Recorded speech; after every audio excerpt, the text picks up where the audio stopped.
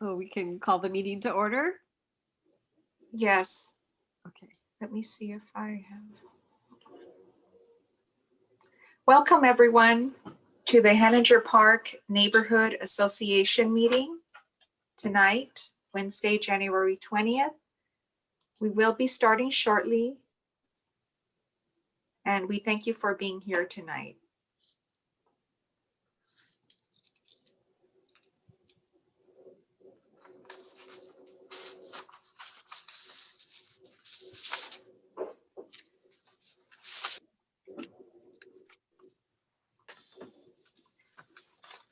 Stephanie, as we're waiting for folks to join on your end, does it show that the meeting has started? We just wanted to double check. Yeah, it had a countdown. Okay. All right, great. Thank you. Of course.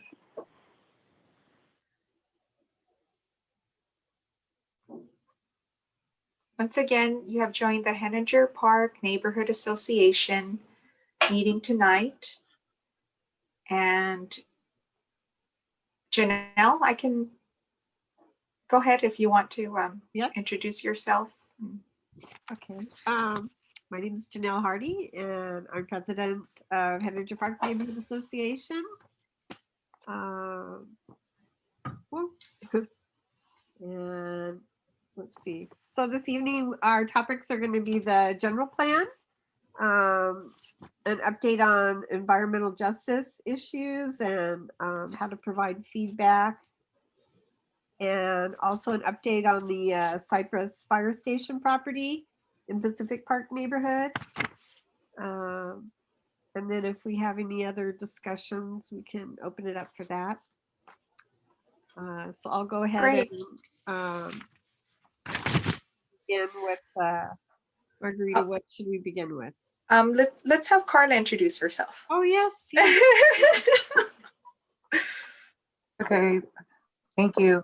My name is Carla Juarez, and I live in Heninger Park, and I'm happy to be here. Thank you, Carla. Stephanie, we can go to the next slide. We just wanted to remind folks that there's different ways of participating in the meeting tonight. You have the option of raising your hand, and you'll see the icons at the bottom, or you can enter your question or your comment on the Q&A box. Or if you feel more comfortable, you can enter your questions or comments using the chat box function.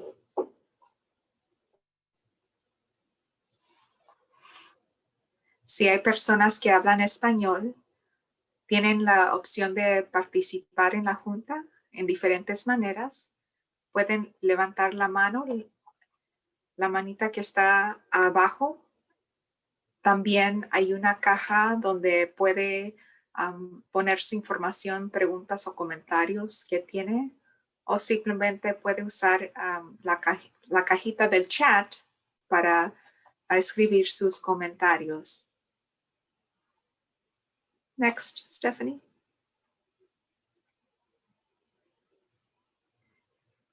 And for neighbors who are participating by phone tonight, just let us know when you want to raise your hand by pressing #9 and then dial #6 to unmute yourself so that you can be able to speak or ask your question.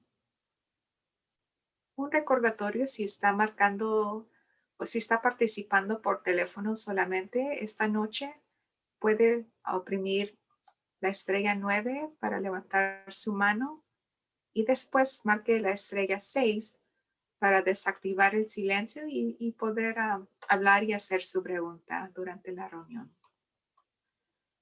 Thank you, Stephanie.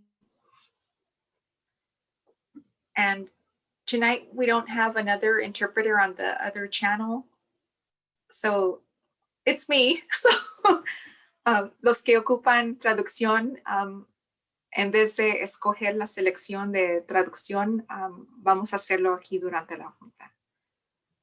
All right, so let's turn to Melanie. Okay.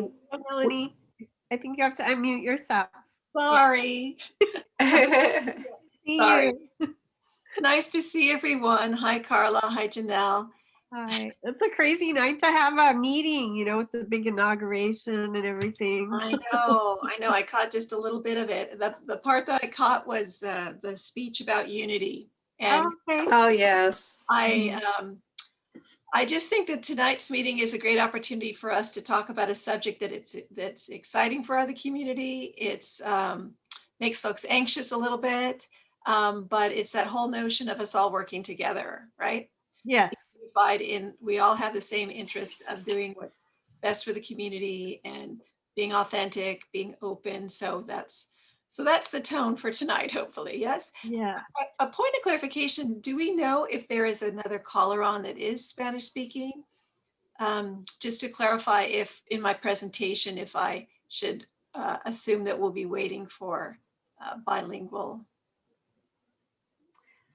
Si tenemos personas que hablan español durante esta reunión, si pueden oprimir la estrella 9 para indicar que está conectado a esta llamada.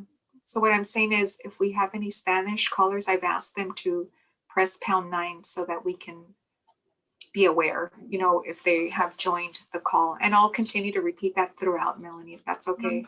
Sounds perfect. Okay. So, shall I go ahead and share my screen then? Yes, please. Start.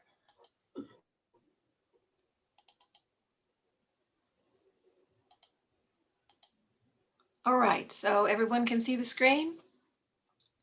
Yeah? Yes.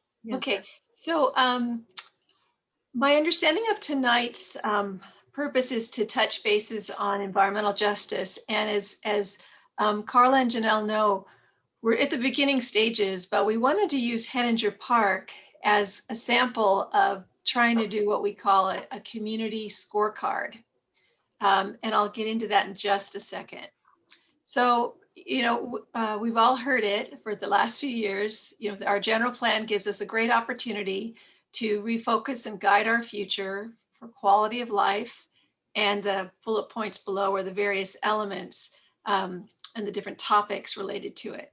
So state law now requires that when a city comprehensively updates their general plan, they need to make special effort to include environmental justice, include policies, programs that address environmental justice concerns, and then coordinate with the community and have conversation and dialogue about this. So this slide is just a quick recap. I'm just curious, has Carla and Janelle, have either of you had the opportunity to look at our video that talks about environmental justice? Yeah. If you haven't, it's a great overview. It's in Spanish and it's in English.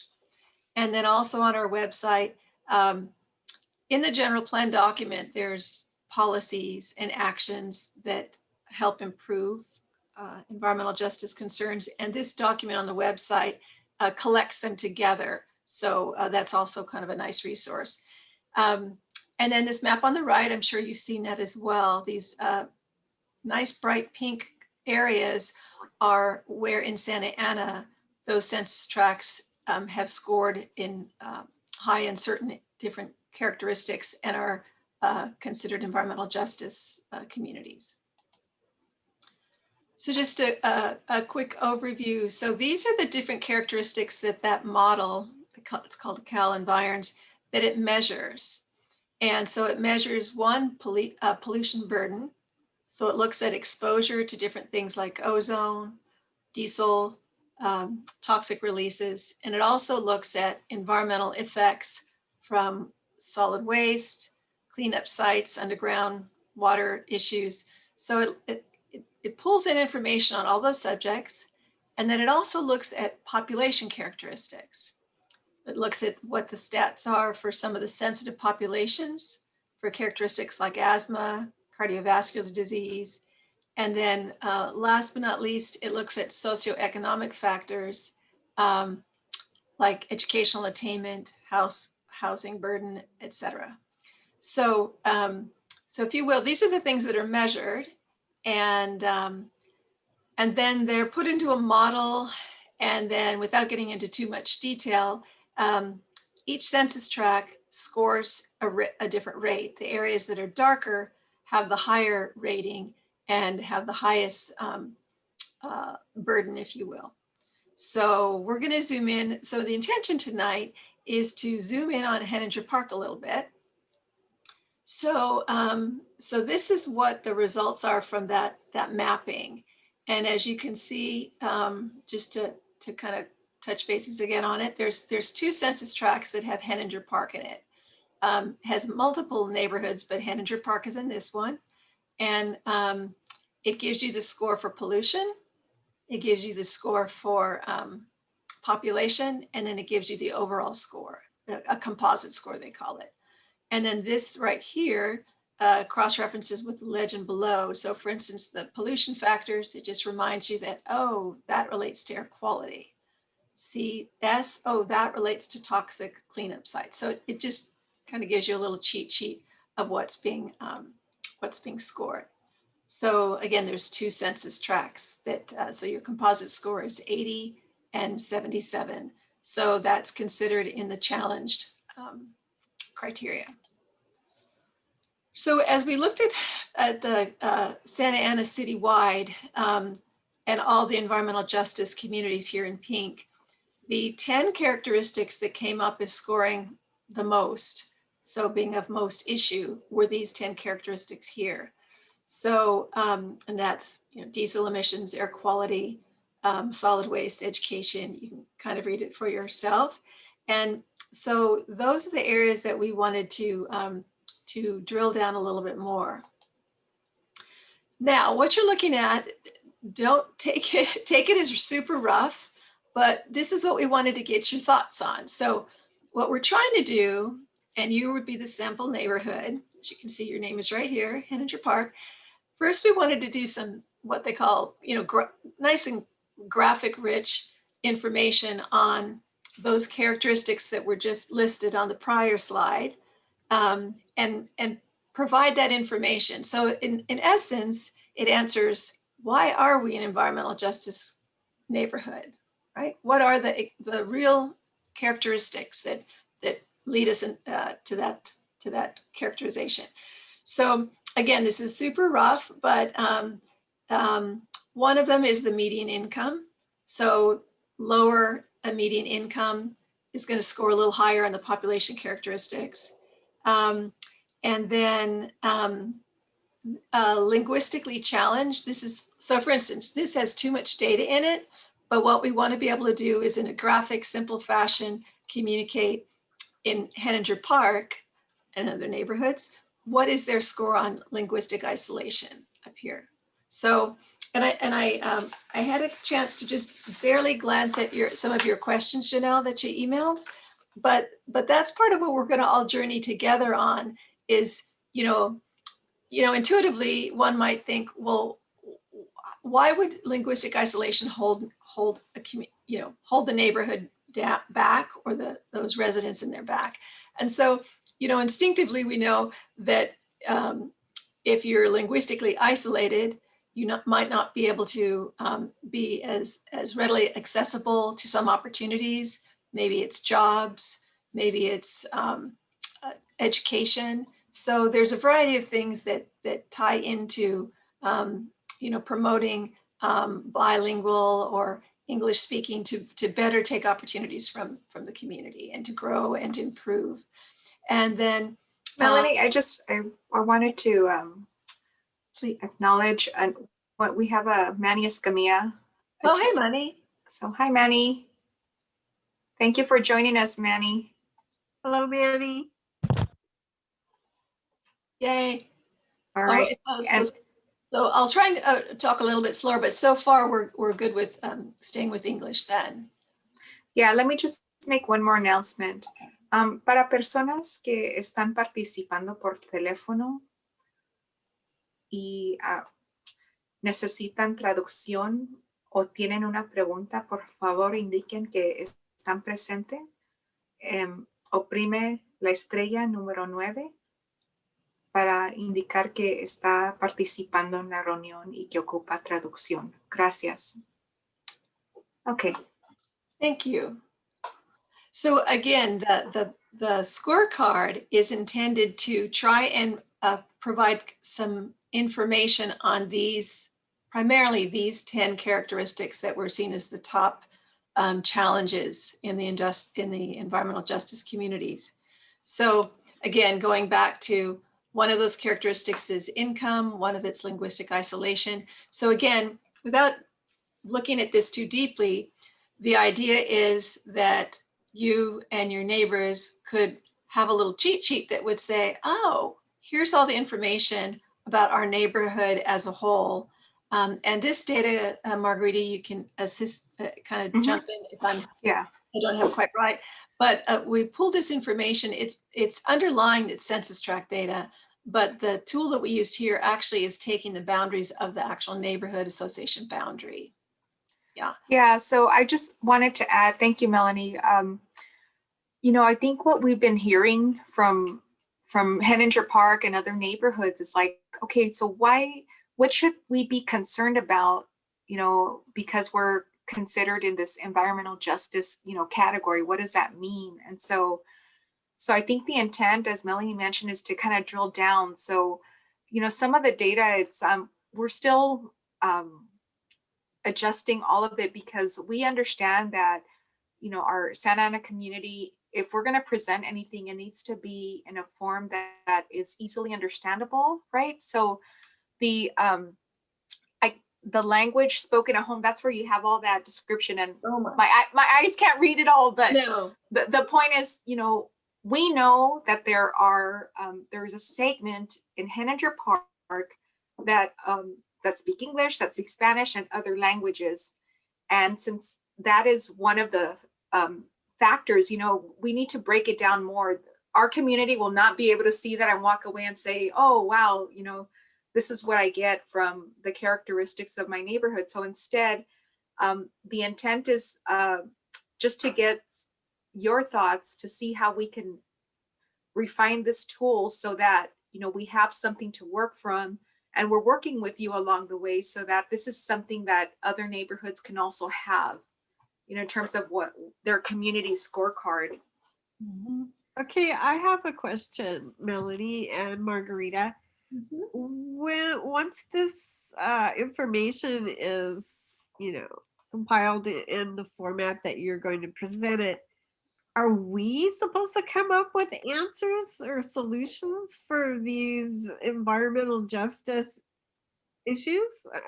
What's expected of the neighborhood leaders or the residents, or Right. what are we supposed to be doing with this information? So we asked to have it defined so we could know what we're addressing and then maybe find solutions. But is it on our shoulders to find solutions? And then are they waiting for the general plan for our suggestions? Or, what is this all about?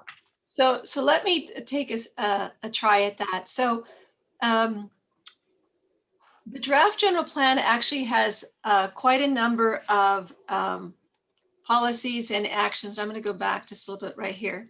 So this document here that's on the website now is excerpts from the draft general plan. And you're saying what is your role? Yes. The city and our consultant, in partnership with a variety of folks in the community, we've already drafted policies and actions that help address some of these the environmental justice concerns. And I'll just give two as an example. One is that we have an action to reevaluate our industrial zones, to change them, to require distance requirements, specific distance requirements, and or buffers from other sensitive uses like residents or schools or hospitals or that sort of thing. So while that might not seem like much, that's a significant step in the right direction to address Madison and some other folks that have been working very hard to address their concerns with some of the chemical or the things that are in the air that are impacting their health. So that would be a way to address the some environmental justice issues and maybe correct them or make them better. Correct. So, Okay. so that one would, so here we have exposure to, some types of air pollution. We have asthma as an issue. And so that, just that one action could be a positive step in long-term reducing asthma rates, we hope, could improve or reduce the exposure to particulate matter. And right here, the toxic releases.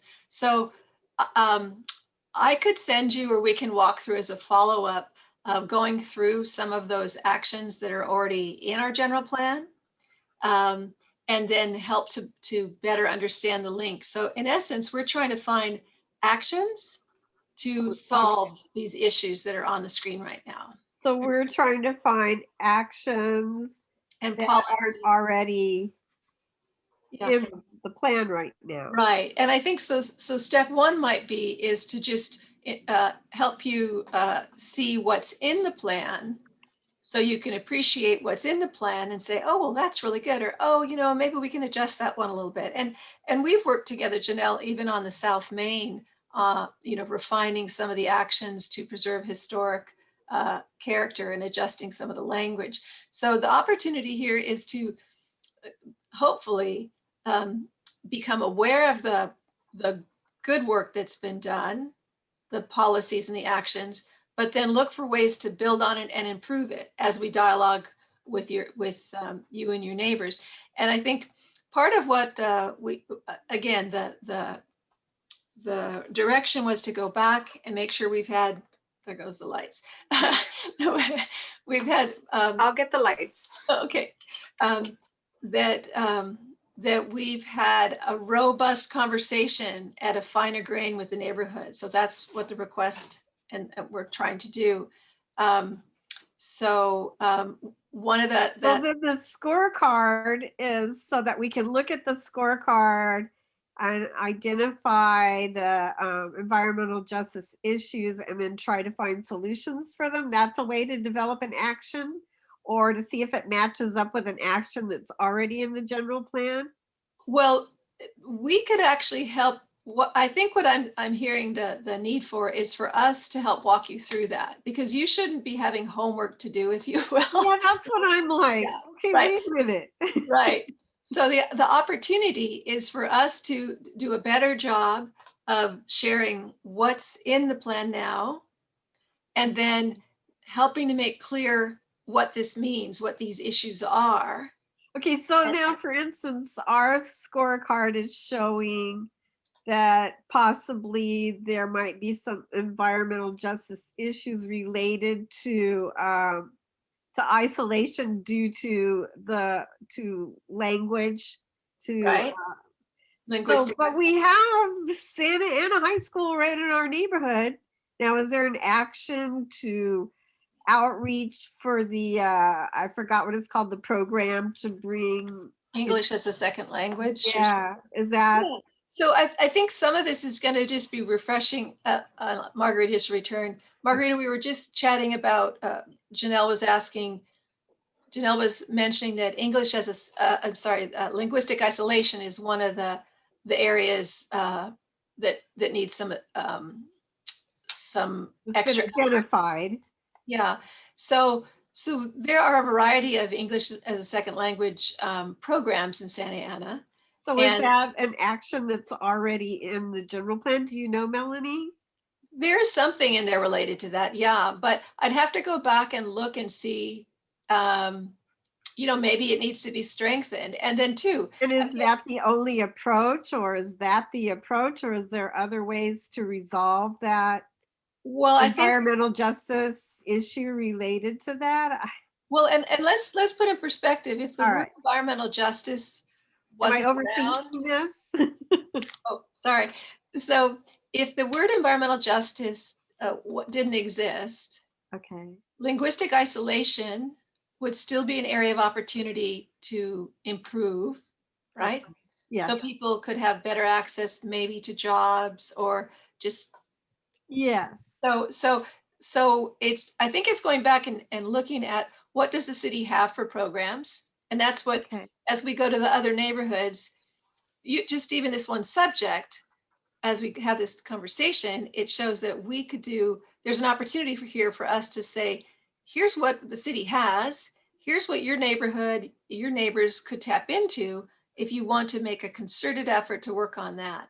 And you as a neighborhood, depending, every neighborhood's going to have a different level of interest.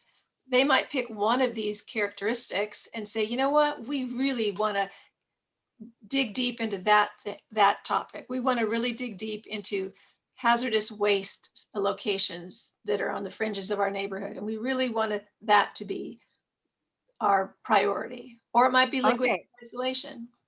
And yes, because there is air quality and there probably is a hazardous waste kind of site due to some of the uses that were like at Broadway and Main. So then once you identify that, is the neighborhood supposed to outreach to the property owner to see how they can, That's not how does that work? That's not really the intention. This is really a conversation to make, and you've been a little bit in this conversation, but say it's someone that's never heard of environmental justice.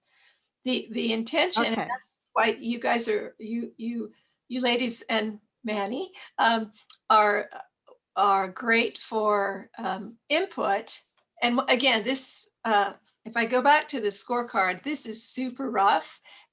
In that our goal is to have it be like this absolutely is not where we want to go because it's so busy and hard to understand, but we just pulled the raw data. So we want to just be able to give to you the characteristics of your neighborhood. And then, all right. Then the second page of that scorecard for each the neighborhoods would be showing where you're located, and tell a little bit about the CalEnviroScreen for those that are fresh, new to the subject, like we just talked about. All right. And then in this case, what we put together, and Manny, I'd be curious to your perspective as well. We want to minimize too much words, right? Because everybody wants to understand it in as simply as possible. But what we did is we took these light blue areas. There's 2 census tracts with high scores that overlap in Heninger Park. So Heninger Park is the rectangle. And what we did, as just an example of what one thing is, we took the one census tract, which is the one that's further north, and we pulled out the statistics from this environmental icons. Yeah. And it shows that the high score here is the toxic release. Yes. That you have a 97 score. And again, these scores, when they're high, it means that's not good. It means that the issue is more intense. So it basically, it breaks down, why are we an environmental justice community? Well, because in these different characteristics, you've got higher scores. So a high, low infant birth rate is this one. Poverty level is high. Now, again, that doesn't mean that Heninger Park has 97% poverty. Right. Again, it goes back to that's a model. And then the real information, some of that real information is when you go back here to look at the income levels. Right. So, so then I have another question. Is this sensitive information? I mean, can people like use this against our census tracts? All of this is public information. Okay. All right. All public information. Okay. Yeah. Melanie, I've unmuted Manny. Manny, yeah, he's sure. interested in getting your thoughts, questions. Yeah, no, sorry, I had to like step in and out really quickly just to grab some dinner here. But sure. I'm liking the overall concept. I think what's going to be really good for the design. I kind of really do like the icon that's appearing here is in page comparison to maybe the other neighborhoods as well, right? So I know that maybe it's just so much information to go through. but some of these scores, it's hard to really gauge them relative to without having a reference point. So maybe something like that. If you can go back one slide, I think there was a Yeah, we were thinking many of, because we could compare neighborhood to neighborhood and also compare us even to the county. right. Yeah, so I think that'll be great. I know that it's kind of weird, right? Because the way that if we kind of deconstruct the way that these environmental justice metrics are made, something that is very prevalent in our community is that we have low educational attainment rate, but that's really for the kind of immigrant community that we have that maybe went to elementary and intermediate and maybe high school in Mexico, but Right. now are living here and are working fairly stable middle class or not middle class, working class jobs. But that is something that's slightly different than our educational attainment rate or lack of with our native born high school students that maybe didn't quite make it all the way through. Right. So those are things where I think that maybe some differentiation might help us better understand what things Right. are at play in a subsection like education. But the Right. rest of them do make a lot more sense for everyone as a whole.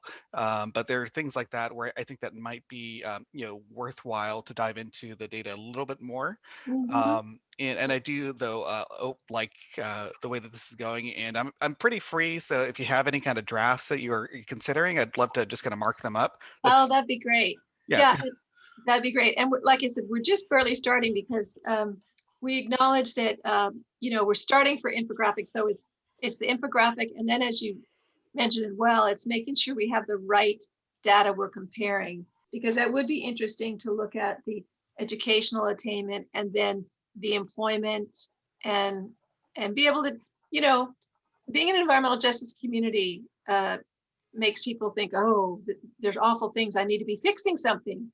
But I think along the way, we can also be just celebrating who we are, right?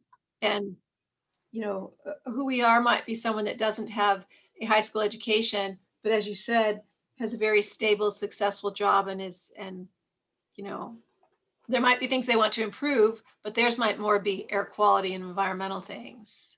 And I don't know, it's layers of information. And again, that's where each of the neighborhoods can surface what they would want to prioritize the policymakers to focus. Right, because I think there are going to be some big things that it's every neighborhood will be impacted by diesel and particulate emissions coming in from vehicles. So if that means like, hey, maybe it's not such a bad thing that we are transitioning over to electric vehicles to let people know Right. that this is kind of the corresponding drop in health risks. So kind of that long-term vision, because it Right. is and that's going to be maybe future support for Mhm. electric transportation down the line. Right. So those sorts of things that we then say, like, this is something the city would like to argue for because these are the health impacts in our neighborhoods. And but of course, it's always going to be an argument also to build in more trees. And I was just on a tour of Floral Park today, and they said that the neighborhood themselves actually has invested $25,000 of their own money into reestablishing their own tree canopy. Right. So maybe getting some of those types of programs in other neighborhoods to start figuring out, like, okay, well, can we have a kermes or like a tamale fundraiser, right, to Right. raise at least a couple of $1,000s to reinstall some of these trees that are dead in our neighborhoods. um And as you say that too, that makes me think of building community too. yeah When you get it's folks together for a cause that's beneficial, it kind of builds great community. yeah, Yeah, absolutely. I I'm was thinking- interested in getting Carla's take. I know Yeah. just Carla, you're in Heninger Park, you work with community, your neighbors.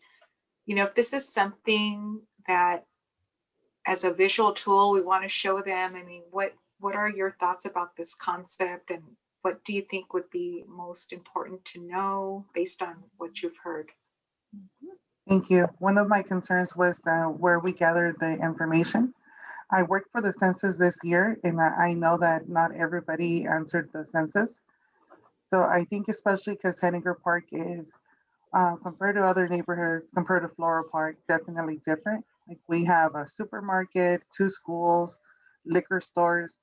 I mean, liquor stores inside of Heninger Park, not like on, we have one on several, Flower, McFadden, Maine, but we actually also have like churches within. Yes, we have everything.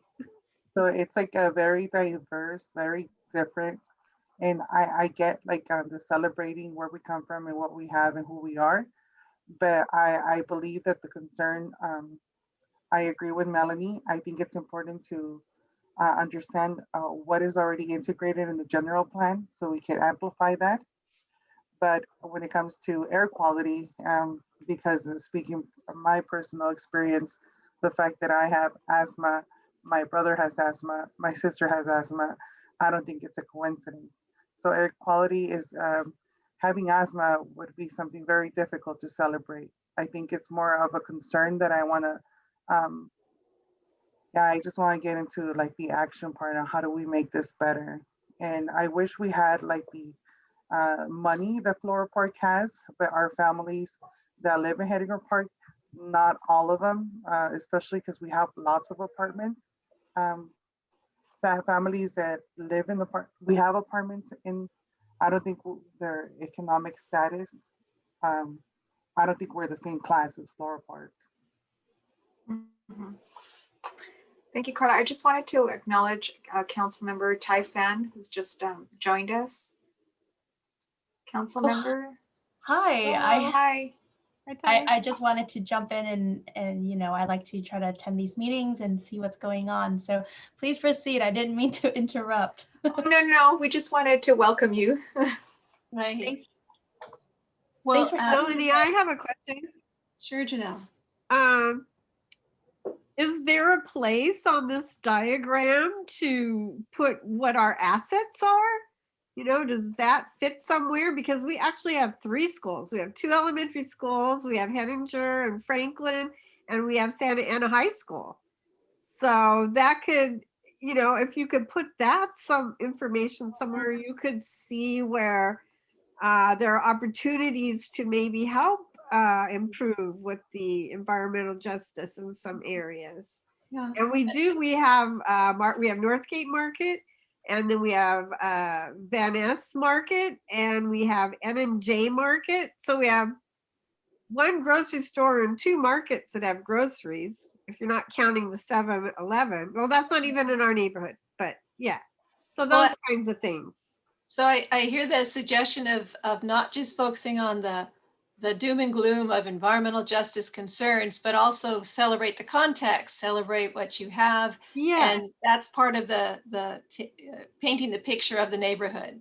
And some of our churches, I believe, have certain activities and education kind of opportunities. Right. And we have a lot of churches with Right. meeting rooms. And we have a church that has a whole school that isn't operating at this time, but with classrooms. So Thank you, Janelle. I think for me, what I'm taking from this really constructive conversation is that, you know, Melanie, it ties back to, you know, the policies and the programs and looking at ways that we can strengthen them by including, you know, the assets, the community assets that Janelle's mentioning, like, you know, so that there's more collaboration, you know, with the schools, the churches at the neighborhood level, so that there is that education, that action, you know, commitment towards environmental justice. Like that could be something positive that we can reference in our recommendations. So that could be an action somehow in the general plan that could maybe be activated or not, or at least be thought about. I don't know. One of the things Making this stuff up.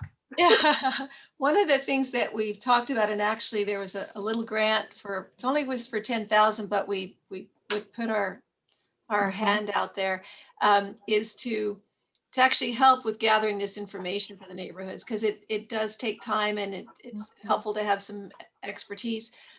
Sure, that'd be great. But as well, if we had the extra resources, to create the concept of environmental justice neighborhood action plans. So then you could look at your strengths, look at the concerns, and then you could say, you know, what is an action plan? We don't know. We haven't done one before, but it would be, you know, what are the top things that program ideas, like you said, you know, collaborate with the local schools to, you know, improve after school education, or to Or outreach even, so people know it's available, you know. yeah. So again, that's the finer grain. Can't make people do anything. Yeah.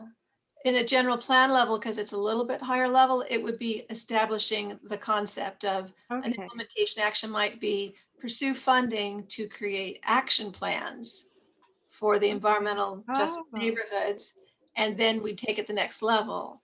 But that's a again, good idea.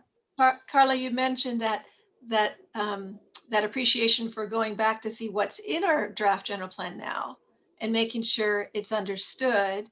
And there are some things that talk about collaborating with, you know, community service organizations, to even you know, look for how to measure positive outcomes, how to help measure asthma as it hopefully gets better, working with the healthcare agency. So I think that's another takeaway, is to make sure as we go out to the neighborhoods, and maybe as we come back to talk to you again, is to be able to present some of the key things that are in the general plan that you might appreciate, and then have more dialogue, and maybe you've got some additional ideas or some refinements.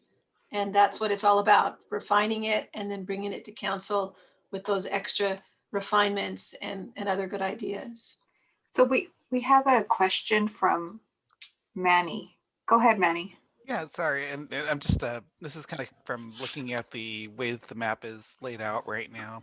I know we're essentially trying to kind of squeeze Heninger Park into this, but you know, kind of looking at the map, this is really, at least the numbers that we're getting are mostly downtown Lacey, and then portions of Floral Park, no, Flower Park.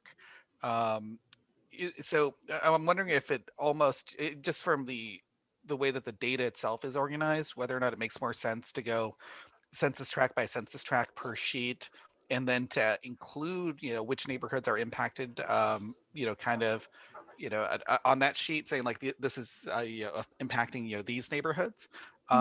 Just because, again, like I think it's maybe might give the wrong impression to the average reader, saying like, oh, this is the data for Heninger Park, rather than, you know, this being derived from some data that overlaps with it. Because I also imagine that, you know, census tract 074601 is, you know, the majority, you know, that one below that's not quite being included, and that's the majority of Heninger Park. Right. So, Right. And yeah, and it's a tricky one, because the data from the CalEnviroScreen is created, pulled by census tract.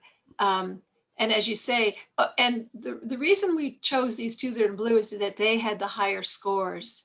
These actually had lower scores. Right. But, and the other trick too is when we pull the data, let me go the other direction, sorry. When we pull this rough data, this is actually the Heninger Park neighborhood. So, Okay, so it is going to be interesting how we frame it. So this is the characteristics of Heninger Park, but then if we switch gears to go to the CalEnviroScreen, it's almost like it's a backdrop, but it's not. You can't really compare them apples to apples. Right, because was that first source then from the census block level, and something that's like a little bit more kind of keeping in line rather than like the track information? Is that okay? Well, yeah. Well, we'd be happy to double back to brainstorm any other ways to communicate. I think, yeah. So one thought is that having it score a portion of your neighborhood score high as an environmental justice community brings you to the table for the conversation. And then if we go back to then looking at your neighborhood, then it kind of focuses it back into the characteristics that relate to you. Like for instance, one of the categories is, let's look, cleanup sites or solid waste sites. So our intention is there are maps that show where are the nearby solid waste sites. And there may not be one that is really that close to Heninger Park, but it still might be an issue that you all feel strongly about. Because again, the way that these pink areas are colored up, it's a model. So it doesn't necessarily mean that you have a solid waste site in your boundary, but it means you're in close proximity And for a couple of other calculation things, you came up as a higher score. But it gives us the opportunity to, kind of like you were describing, an inventory of your markets and your churches. We can do an inventory of where those solid waste facilities are. So at least you're more informed that there is one a mile away. Or Yes, there that is would be recycling. good. Yeah. Yes. So that's where that's our intention, is to gather that kind of data so we can put it in perspective for, say, solid waste. It's already getting much more defined, and that's kind of what we were asking for. Good. And Manny brought up our street trees. Well, in Heninger Park, UCI came and did some work in our neighborhood years ago. And one of the phases of UCI coming into our neighborhood is they documented all of our street trees. So we have all that totally under control. That's and then great. the city came through and a couple different cycles filled in the blanks, any that were missing. So we're pretty good on street trees. We know which street has what trees and where they should be, and we got all that under control in case we That's need to fill great. in. So. That's great. So that particular topic might be important to another environmental justice neighborhood, but it wouldn't be maybe your top 5. Probably not, in my opinion. Yeah. In my opinion, I am concerned in regards to the data. I think the data, maybe we need to do like a door knocking, like you guys did for COVID, because personally speaking, I know my neighbor has more than 5 people living in their house because they rent some of the rooms out, as well as the neighbor in front of me and the neighbor to the left of me. And with the apartment complexes that we have in Heninger, I don't think that data is correct. And yeah. So Carla, what you're saying is that based on your experience, more than likely the characteristics in your neighborhood, like with population or even income, are population is higher than what this data shows us. The income might be, well, more or less more if there are multiple families living in the same household, right? And then it might be less because of the amount of income that the family is earning. Like you're taking it more to the neighborhood level based on the experiences, right? That's your point. And I think Okay. Carla's comment draws my eyes to the average household size of 5.1. That's actually pretty high. I think the county average is more like 3 point something. So, but again, as Manny was mentioning, it helps to have a comparison. So, Yes. well, is that a high number? How does that compare with other EJ neighborhoods or the city average or the county average? And then that might be reflective of what you said about the folks that have a lot of people. Yeah, so it might be actually higher than the average, might be higher than 5.1. I think that's what Carla's saying. So So does that fall under housing burden? I didn't know what that meant. Is that housing burden? Housing burden relates to paying more than you can really afford for housing rent or housing. Okay, well, that would be one reason why we have a lot of folks in our homes. Right. So I noticed, I just wanted to make everyone aware, we have another attendee who's joined. The name is I Love. Do you have any questions? Or any comments? Hello, I Love. Hi, I Love. Welcome. Okay, well, we just want to welcome you. So, okay, we can continue. Go ahead, Melanie. Sure. So I just wanted to say that we appreciate Heninger Park being the first one to get any amount of feedback on this. This is great. And as I say, this is really rough. We were a little nervous to even share it with you because we didn't, it's a little bit busy and such. But this is the concept being to share information so you get to a finer grain information on your neighborhood, not just these population characteristics, but another side to this would be the next page would be more about some of the environmental things, like where are the solid waste facilities, where is the groundwater contamination or not. we will be refining this, and Manny, I think I'll take you up on your offer if you have a little bit of time to give us feedback, as well as Carla and Janelle. So if you'd like to be part of our group that helps to refine this, we absolutely welcome it, because we want it to be something that is meaningful and that is easy to understand and helps the discussion. Yeah, absolutely. And my email, non-city email, is still the same, so you should should have it. Sounds good. Thanks, Manny. And then again, the other part of this, as you know, we will be going out to the neighborhoods, and then I think as part of that outreach, we need to make sure we're highlighting the programs that the city's already doing that help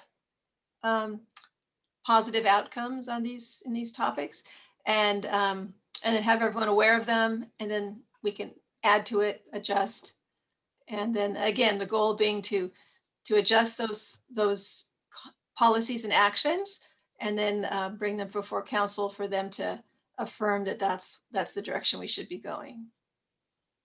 Yeah. So I guess if you don't have any questions, we need to go back and start refining this, and then we can talk again.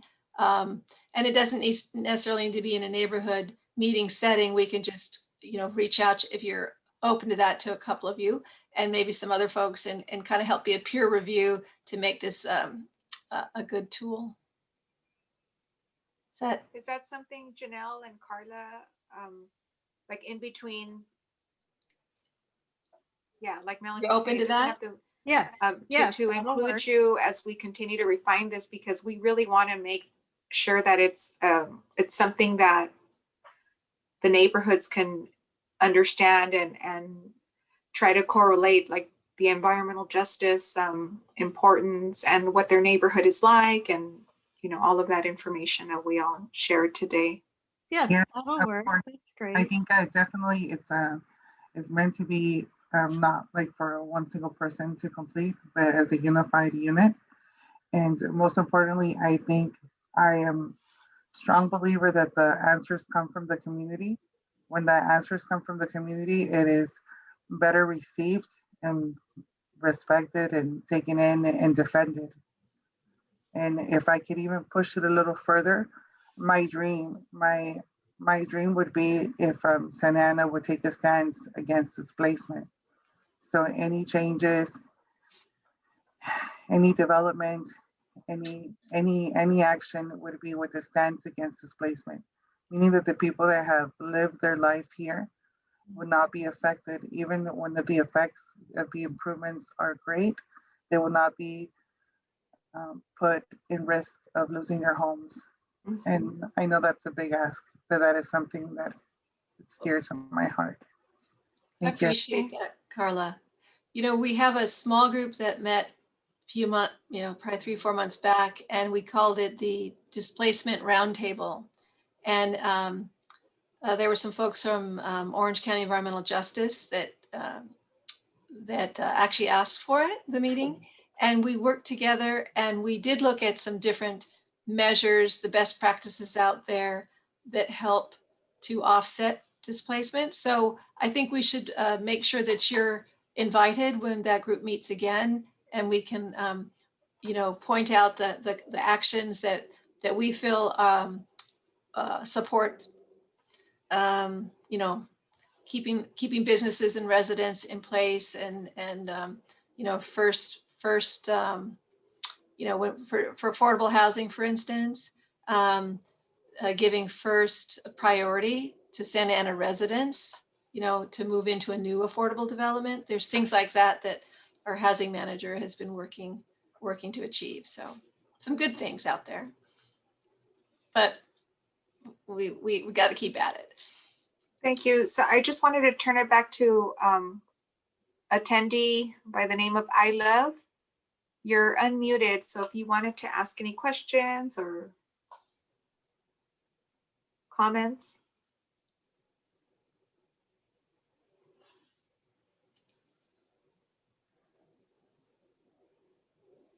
Okay, so maybe not. So okay, we tried. So Manny, Carla, Janelle, if you have any, if you will, parting comments or questions, we totally appreciate them. And anyone else that's on the call. And then our work is to go back and refine these and with some of the suggestions you've given us tonight and get them ready so that when we do our outreach over the next few months, this tool can be available. Great, thank you. Sounds good. Thank you, Melanie. Thank you. Okay, Janelle, so we're back to you, Janelle. Okay, let's see.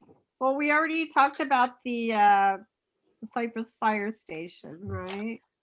Yes, and just that again, or just briefly to share that staff from the Community Development Agency shared the update that the party that I think the negotiations fell through and an offer was not made. So the next step is that the city will be preparing an RFP for the Cypress Fire Station property.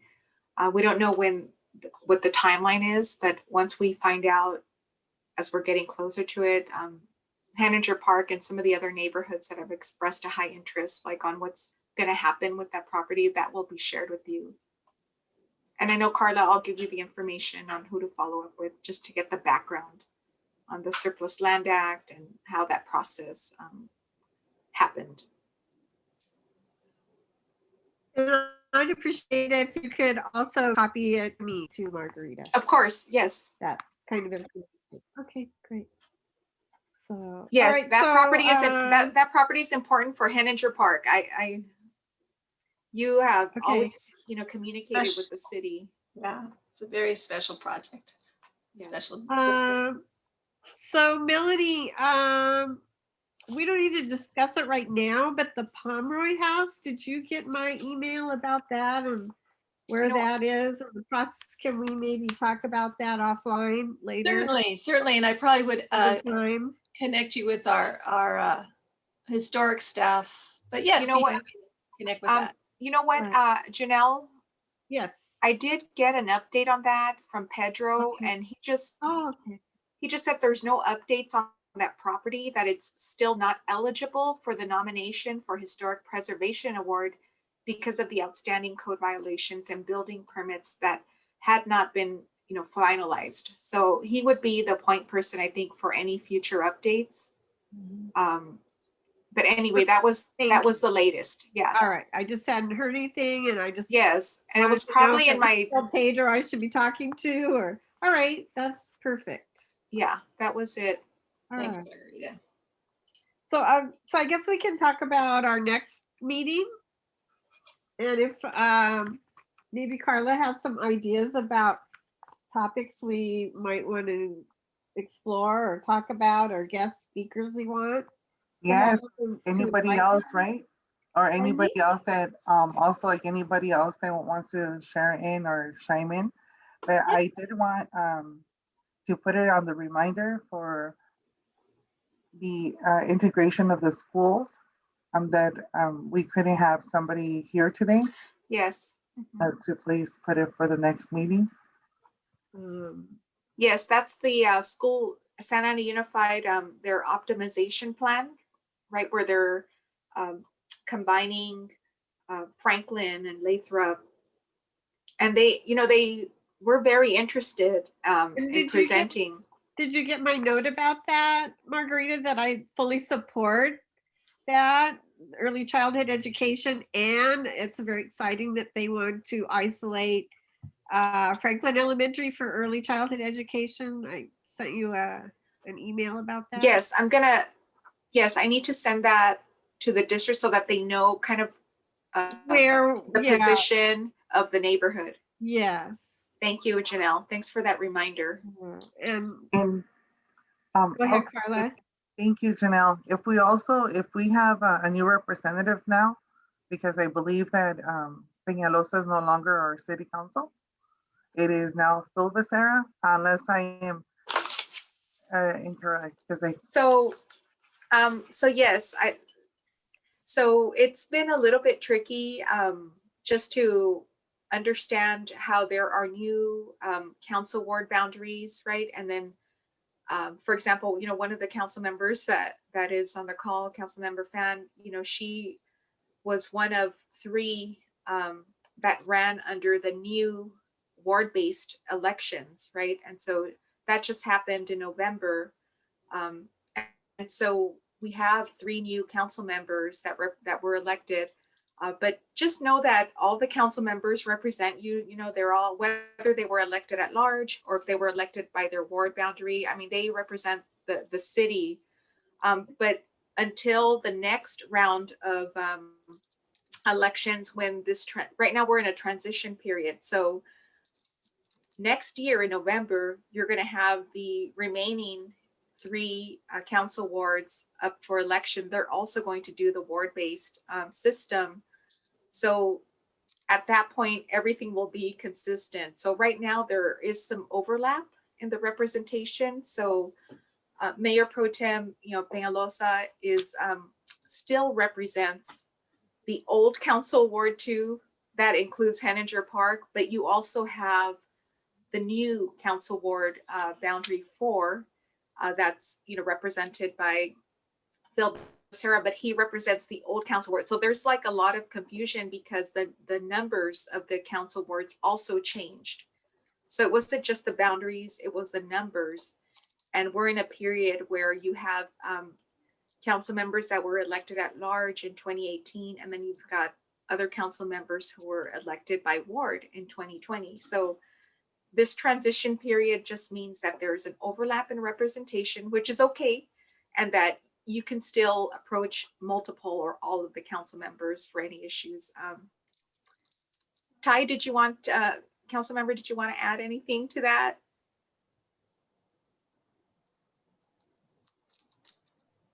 I'm sure you get that question too.